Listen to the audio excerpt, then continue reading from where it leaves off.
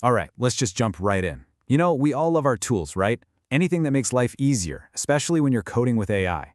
But what if one of the most popular, most beloved open source AI assistants out there had a really dark side?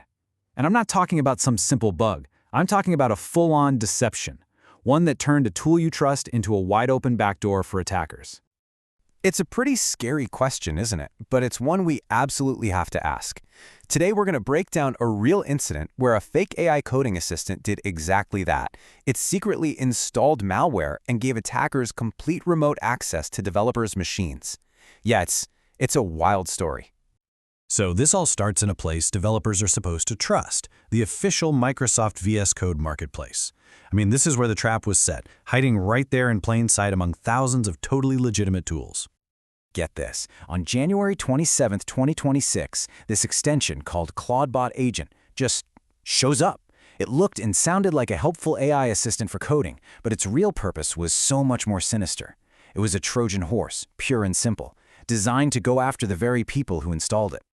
So you have to wonder, why did this trick work so well? Well, the attackers were smart. They didn't just cook up some random name. No, they impersonated a project that already had a huge dedicated following. So let's talk about the real Moltbot. What's so cool about Moltbot and why developers love it is that it's open source. It runs right on your own machine, so you control your data, and it hooks directly into all the chat apps you're already using every single day. And when I say popular, I mean wow. We're talking over 85,000 stars on GitHub. Just think about that for a second. That is a massive community. And if you're an attacker, that's a huge pool of potential targets just waiting for a convincing fake to come along. And just look at this list. You can see how deeply Moltbot gets woven into your digital life. It connects to everything from Slack and Discord to WhatsApp and Telegram. It stops being just a coding tool and becomes this central hub for all your communication. Now, that kind of integration is a dream for users, but as we're about to see, it can be a total nightmare for security. And here it is. This is the kicker. Despite being so popular and so focused on developers, the real Moltbot project never actually made an official VS Code extension. The attackers saw that gap, what users expected versus what was real, and they drove a truck right through it. Okay, so a developer sees this fake extension and installs it. What happens then?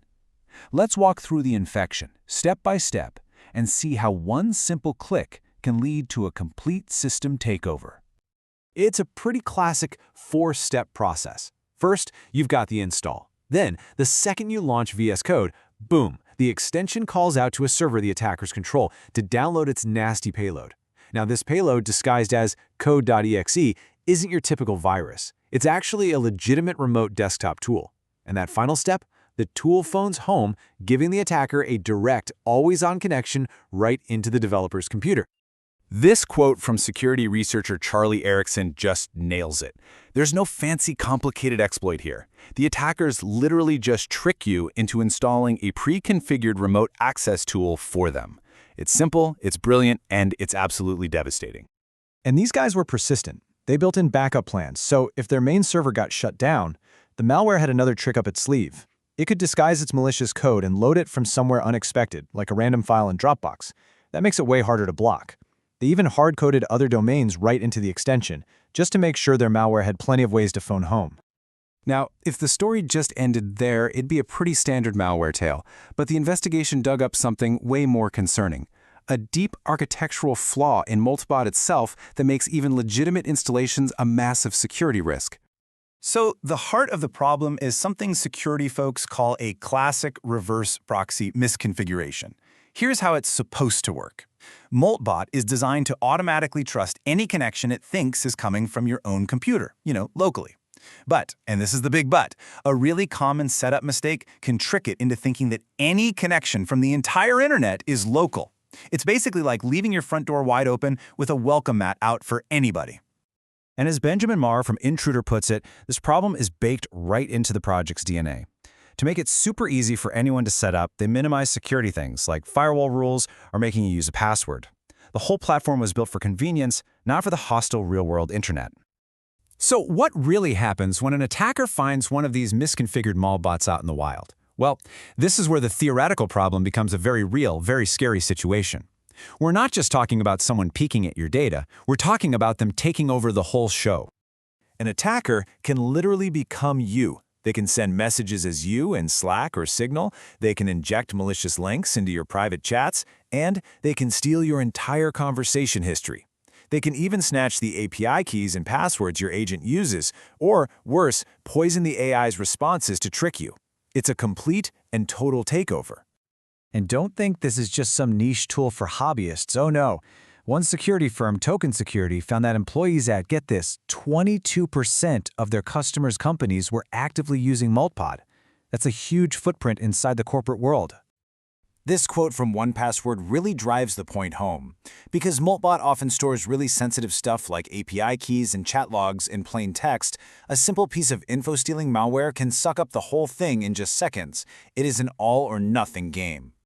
This whole situation has led the security firm Hudson Rock to invent a brand new, chilling term, cognitive context theft. This is like the next level of hacking. Attackers aren't just stealing your password anymore, they're stealing your AI's entire memory, its history, its context. They're stealing your digital twins so they can impersonate you flawlessly.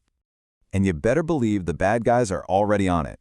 The big malware families, we're talking Redline, Luma, they're already being updated specifically to hunt for and steal data from these AI agent directories.